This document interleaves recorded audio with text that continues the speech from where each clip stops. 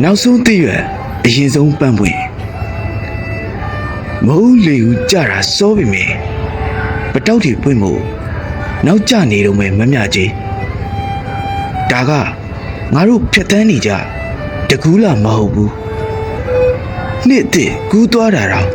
ပန်းနေမပွင့်ကြသေးဘူးဆိုရင်တေးကြတယ်ဒီအယူတွေမြစ်ကိုကန့်လန့်ဖြတ်ကူးနေကြအောင်ပါပဲ